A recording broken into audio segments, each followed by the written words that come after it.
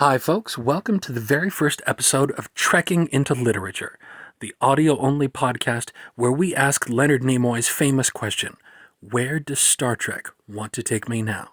To answer that, we'll be following the excellent advice of LeVar Burton to take a look in a book.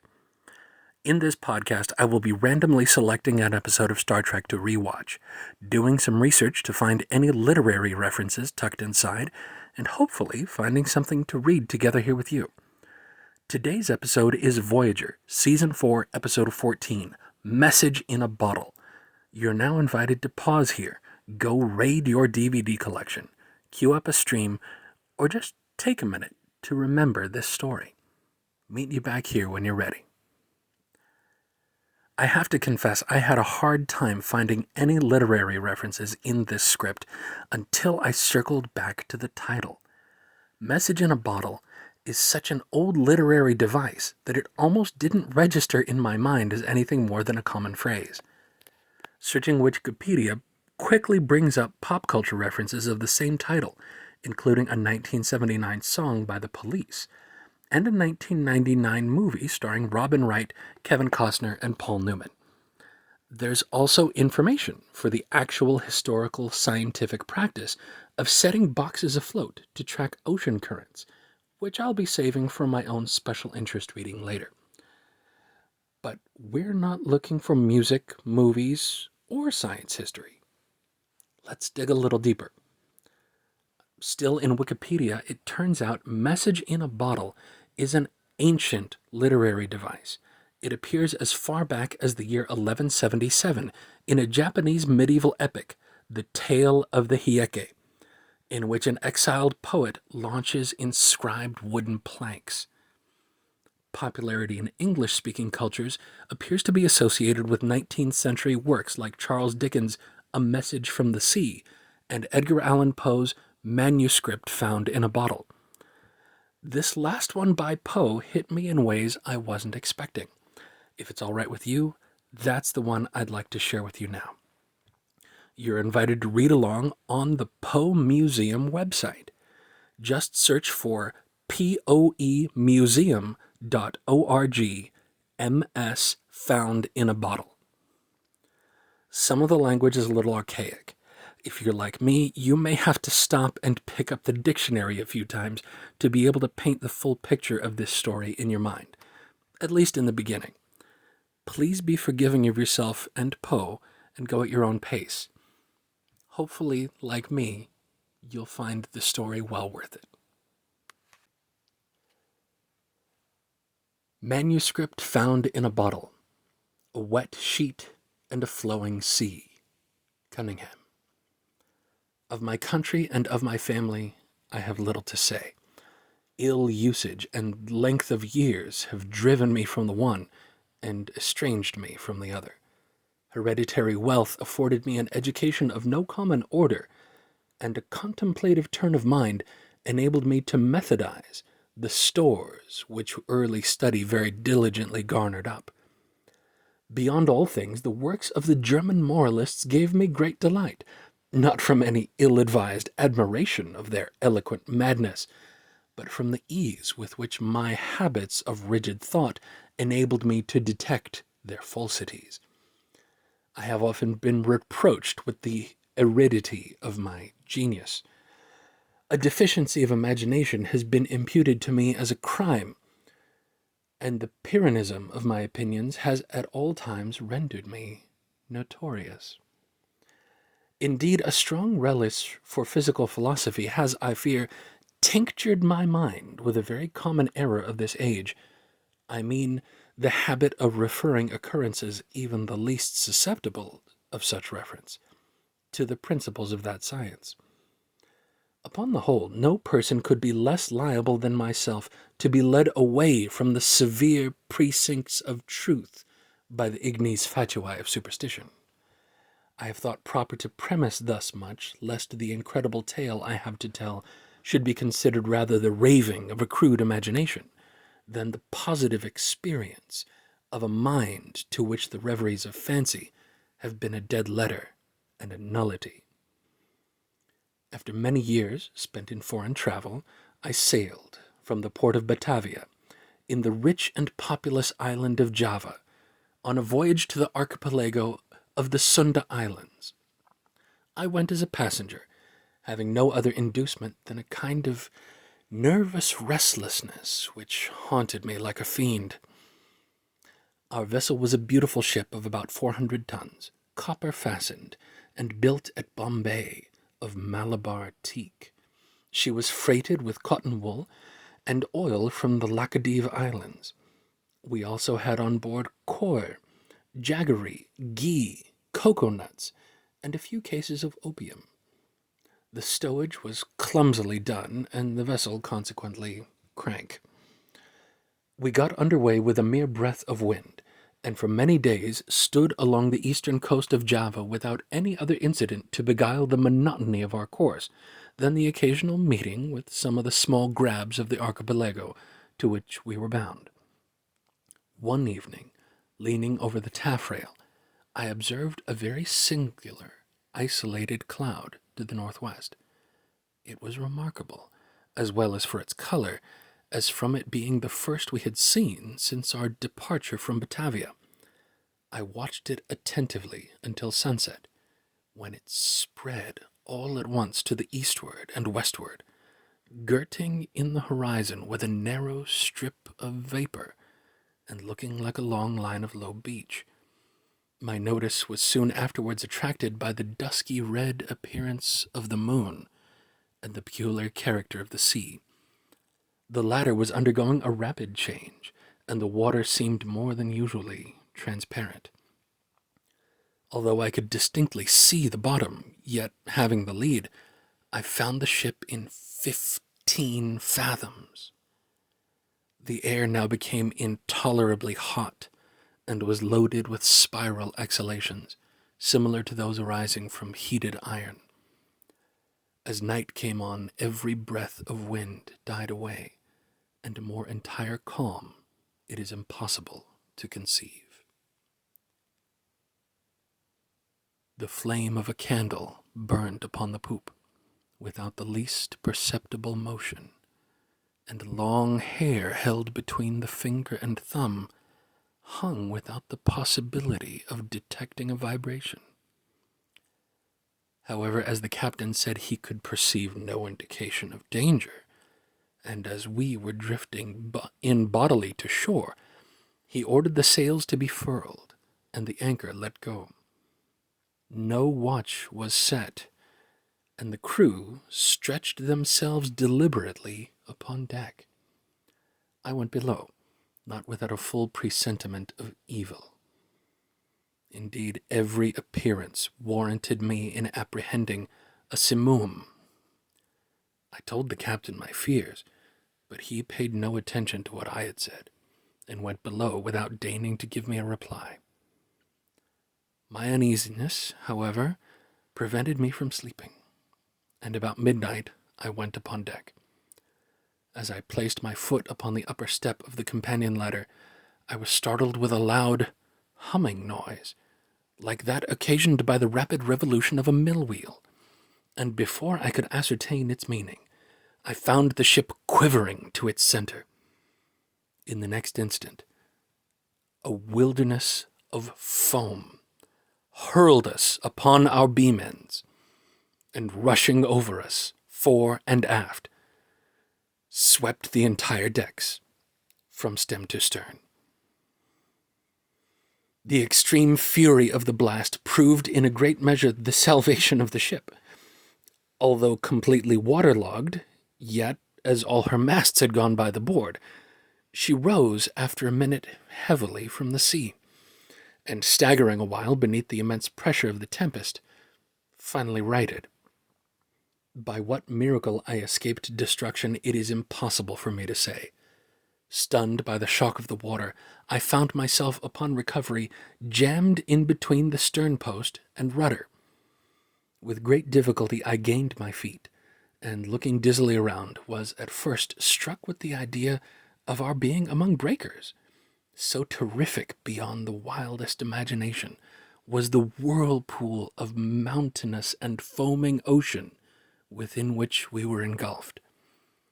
After a while, I heard the voice of an old man who had shipped with us at the moment of our leaving port. I hallooed to him with all my strength, and presently he came reeling aft. We soon discovered that we were the sole survivors of the accident. All on deck, with the exception of ourselves, had been swept overboard, and the captain and mates must have perished as they slept, for the cabins were deluged with water. Without assistance, we could expect to do little for the security of the ship, and our exertions were at first paralyzed by the momentary expectation of going down. Our cable had, of course, parted like pack-thread at the first breath of the hurricane, or we should have been instantaneously overwhelmed. We scudded with frightful velocity before the sea, and the water made clear breaches over us. The framework of our stern was shattered excessively, and in almost every respect we had received considerable injury. But to our extreme joy, we found the pumps unchoked, and that we had no great difficulty in keeping free. The main fury of the simoom had already blown over, and we apprehended little danger from the violence of the wind. But we looked forward to its total cessation with dismay, well believing that in our shattered condition we should inevitably perish in the tremendous swell which would ensue. But this very apprehension seemed by no means likely to be soon verified. For 5 entire days and nights, during which our only subsistence was a small quantity of jaggery, procured with great difficulty from the forecastle, the hulk flew at a rate defying computation before rapidly succeeding flaws of wind, which, without equaling the first violence of the simoom, were still more terrific than any tempest I had before encountered. Our course for the first 4 days was, with trifling variations, southeast and by south, and we must have run down the coast of New Holland. On the 5th day, the cold became extreme, although the wind had hauled round a point more to the northward. The sun arose with a sickly yellow luster, and clambered a very few degrees above the horizon, emitting no decisive light. There were no clouds whatever apparent, yet the wind was upon the increase, and blew with a fitful and unsteady fury. About noon, as nearly as we could guess, our attention was again arrested by the appearance of the sun. It emitted no light, properly so called, but a dull and sullen glow, unaccompanied by any ray. Just before sinking within the turgid sea, its central fires suddenly went out, as if hurriedly extinguished by some unaccountable power. It was a dim, silver-like rim, alone, as it rushed down the unfathomable ocean. We waited in vain for the arrival of the 6th day. That day, to me, has not yet arrived. To him, never did arrive. Thenceforward we were enshrouded in pitchy darkness, so that we could not have seen an object at 20 paces from the ship. Eternal night continued to envelop us, all unrelieved by the phosphoric sea brilliancy to which we had been accustomed in the tropics. We observed, too, that although the tempest continued to rage with unabated violence, there was no longer to be discovered the usual appearance of surf or foam which had hitherto attended us.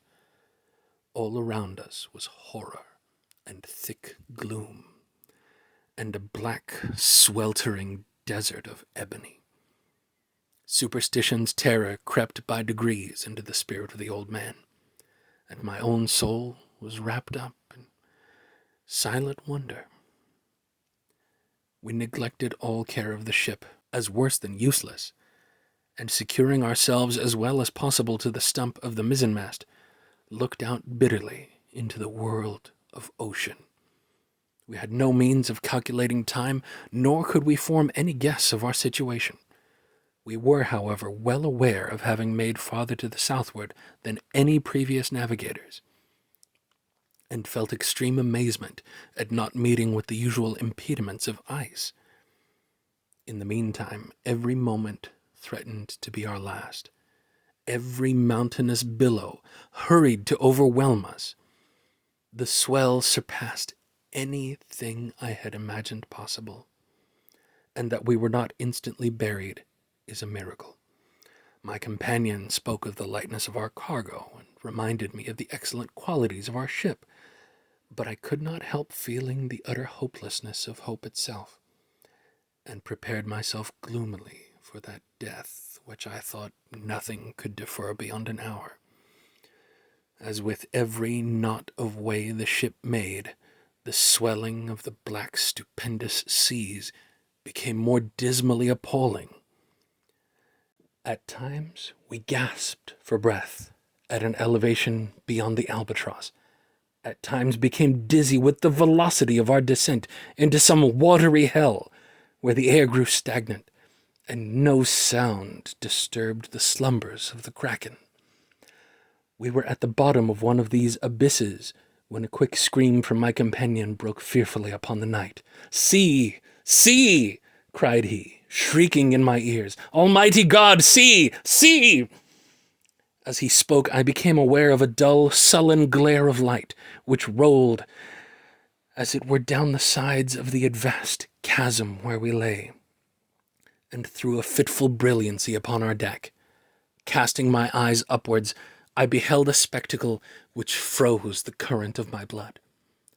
At a terrific height, directly above us, and upon the very edge of the precipitous descent, hovered a gigantic ship of nearly 4,000 tons. Although upreared upon the summit of a wave of more than 1,000,000 times her own altitude, her apparent size still exceeded that of any ship of the line or East Indiaman in existence. Her huge hull was of a deep, dingy black, unrelieved by any of the customary carvings of a ship. A single row of brass cannon protruded from her open ports, and dashed off from their polished surfaces the fires of innumerable battle lanterns, which swung to and fro about her rigging. But what mainly inspired us with horror and astonishment was that she bore up under a press of sail in the very teeth of that supernatural sea and of that ungovernable hurricane. When we first discovered her, her stupendous bows were alone to be seen as she rose up, like a demon of the deep, slowly from the everlasting gulf beyond her. For a moment of intense terror she paused upon the giddy pinnacle, as if in contemplation of her own sublimity, and then trembled and tottered and came down. At this instant I know not what sudden self-possession came over my spirit. Staggering as far aft as I could, I awaited fearlessly the ruin that was to overwhelm. Our own vessel was at length ceasing from her struggles and sinking with her head to the sea. The shock of the descending mass struck her, consequently in that portion of her frame which was already under water, and the inevitable result was to hurl me with irresistible violence upon the rigging of the stranger. As I fell, the ship hove in stays and went about, and to the confusion ensuing I attributed my escape from the notice of the crew. With little difficulty I made my way unperceived to the main hatchway, which was partially open, and soon found an opportunity of secreting myself in the hold. Why I did so I can hardly tell. A nameless and indefinite sense of awe, which at first sight of the navigators of the ship had taken hold of my mind, was perhaps the principle of my concealment. I was unwilling to trust myself with a race of people who had offered, to the cursory glance I had taken, so many points of vague novelty, doubt, and apprehension. I therefore thought proper to contrive a hiding-place in the hold. This I did by removing a small portion of the shifting boards, in such a manner as to afford me a convenient retreat between the huge timbers of the ship. I had scarcely completed my work when a footstep in the hold forced me to make use of it. A man passed by my place of concealment with a feeble and unsteady gait. I could not see his face, but had an opportunity of observing his general appearance. There was something about it, an evidence of great age and infirmity. His knees tottered beneath a load of years, and his entire frame quivered under the burden. He muttered to himself in a low, broken tone some words of a language which I could not understand, and groped in a corner among a pile of singular-looking instruments and decayed charts of navigation.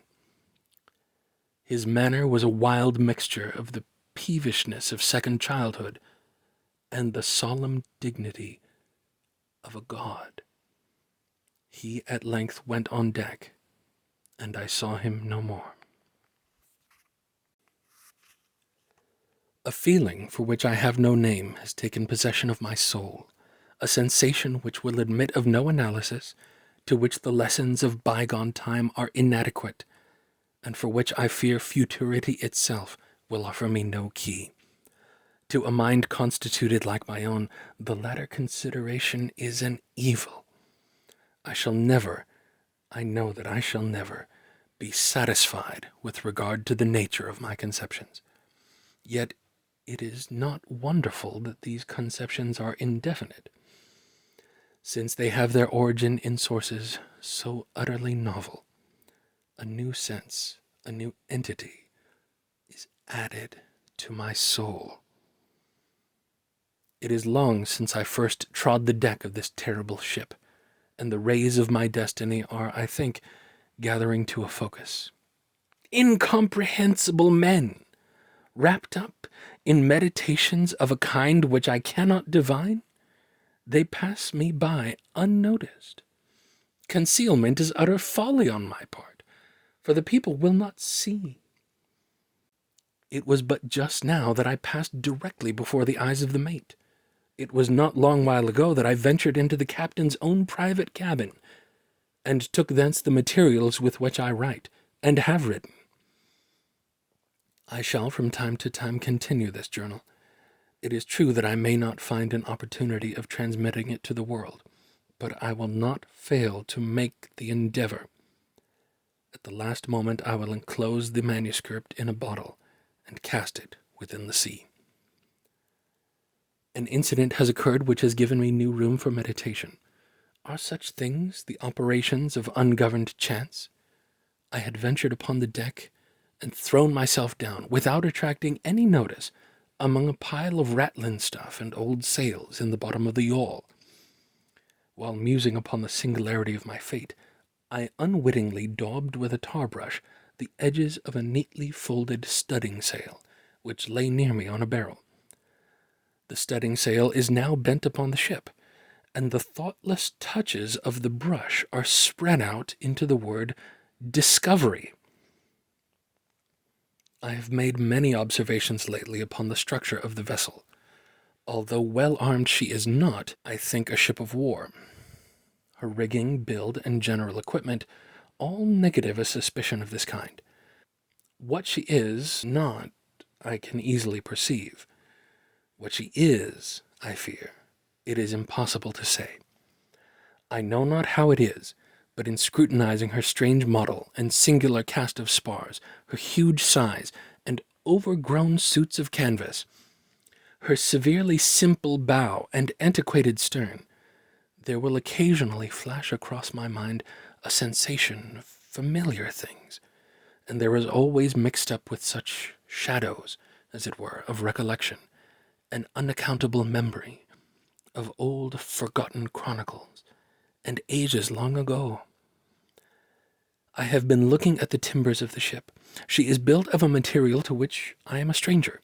There is a peculiar character about the wood which strikes me as rendering it unfit for the purposes to which it has been applied. I mean its extreme porousness, considered independently of the worm-eaten condition, which is a consequence of navigation in these seas, and apart from the rottenness attendant upon age. It will appear perhaps an observation somewhat over-curious, but this wood has every characteristic of Spanish oak. If Spanish oak were distended or swelled by any unnatural means. In reading the above sentence, a curious apotheme of an old weather-beaten Dutch navigator comes full upon my recollection. It is sure, as he was wont to say, when any doubt was entertained of his veracity, as sure as there is a sea where the ship itself will grow in bulk like the living body of the seaman. About an hour ago, I made bold to thrust myself among a group of the crew. They paid me no manner of attention, and although I stood in the very midst of them all, seemed utterly unconscious of my presence. Like the one I had first seen in the hold, they all bore about them the marks of a hoary old age. Their knees trembled with infirmity, their shoulders were bent double with decrepitude, their shriveled skins rattled in the wind, their voices were low, tremulous, and broken, their eyes glistened with the rheum of years, and their gray hairs streamed terribly in the tempest. Around them on every part of the deck lay scattered mathematical instruments of the most quaint and obsolete construction. I mentioned some time ago the bending of a studding sail. From that period, the ship being thrown dead off the wind, has held her terrific course due south, with every rag of canvas packed upon her from her trucks to her lower studding sail booms, and rolling every moment her topgallant yard arms into the most appalling hell of water which it can enter into the mind of man to imagine. I have just left the deck, where I find it impossible to maintain a footing, although the crew seem to experience little inconvenience. It appears to me a miracle of miracles that our enormous bulk is not buried up at once and forever. We are surely doomed to hover continually upon the brink of eternity without taking a final plunge into the abyss. From billows 1,000 times more stupendous than any I have ever seen, we glide away with the facility of the arrowy seagull, and the colossal waters rear their heads above us like demons of the deep, but like demons confined to simple threats and forbidden to destroy. I am led to attribute these frequent escapes from imminent and deadly peril to the only natural cause which I can account for such effect. I must suppose the ship to be within the influence of some strong current, or impetuous undertow. I have seen the captain face to face and in his own cabin, but as I expected, he paid me no attention. Although in his appearance there was to a casual observer nothing which might bespeak him more or less than man, still a feeling of irrepressible reverence and awe mingled with the sensation of wonder with which I regarded him. In stature he is nearly my own height, that is, I mean about 5 feet 8 inches. He is of a well-knit and compact frame of body, neither robust nor remarkably otherwise. But it is the singularity of the expression which reigns upon the face. It is the intense, the wonderful, the thrilling evidence of old age so utter, so extreme, which strikes upon my soul with the shock of a galvanic battery. His forehead, although little wrinkled, seems to bear upon it the stamp of a myriad of years. His gray hairs are records of the past, and his grayer eyes are sibyls of the future. The cabin floor was thickly strewn with strange iron-clasped folios and mouldering instruments of science, and obsolete, long-forgotten charts. His head was bowed down upon his hands, and he pored with a fiery, unquiet eye over a paper which I took to be a commission, and which at all events bore the signature of a monarch. He muttered to himself, as did the first seaman whom I saw in the hold, some low, peevish syllables of a foreign tongue, and although the speaker was close at my elbow, yet his voice seemed to reach my ears from the distance of a mile. The ship and all in it are imbued with the spirit of eld. The crew glide to and fro like the ghosts of buried centuries.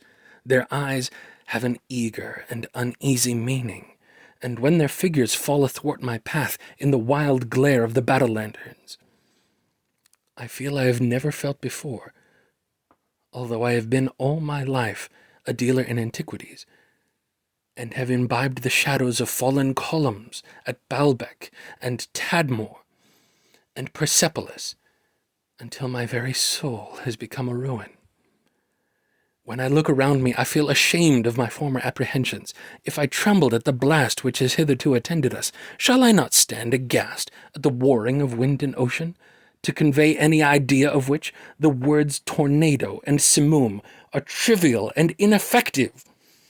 All in the immediate vicinity of the ship is the blackness of eternal night and the chaos of foamless water, but about a league on either side of us may be seen indistinctly at intervals stupendous ramparts of ice, towering away into the desolate sky and looking like the walls of the universe. As I imagined, the ship proves to be in a current, if that appellation can properly be given to a tide which, howling and shrieking by the white ice, thunders on to the southward with a velocity like the headlong dashing of a cataract. To conceive the horror of my sensations is, I presume, utterly impossible.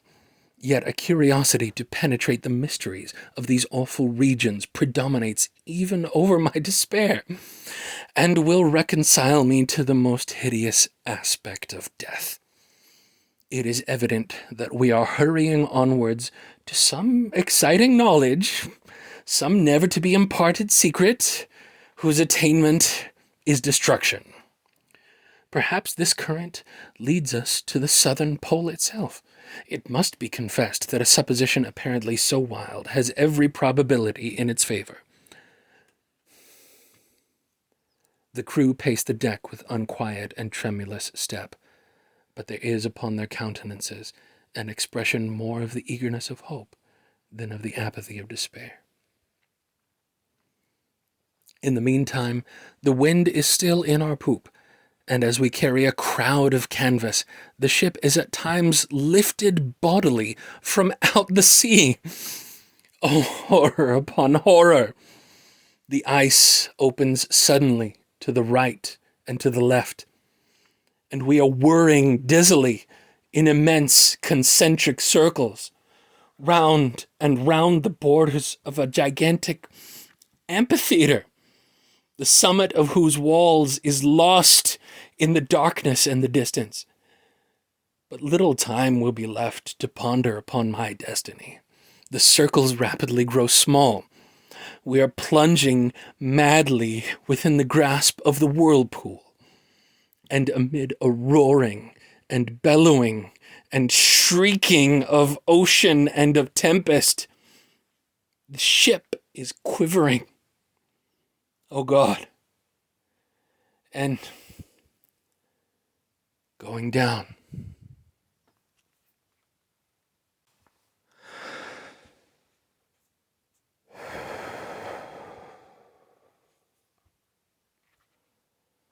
This has been Manuscript Found in a Bottle by Edgar Allan Poe, published in 1833.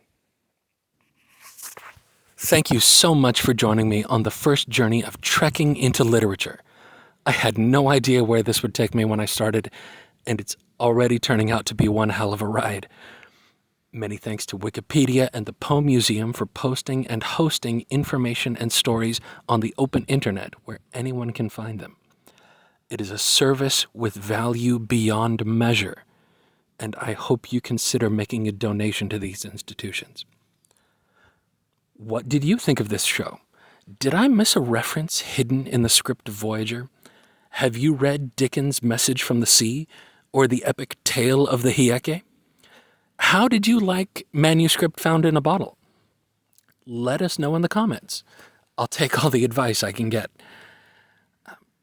Please join me next time as another roll of the dice takes us to Star Trek Prodigy, Season 2, Episode 1, Into the Breach. But that is a story for another time. Until then, my friends, live long and prosper.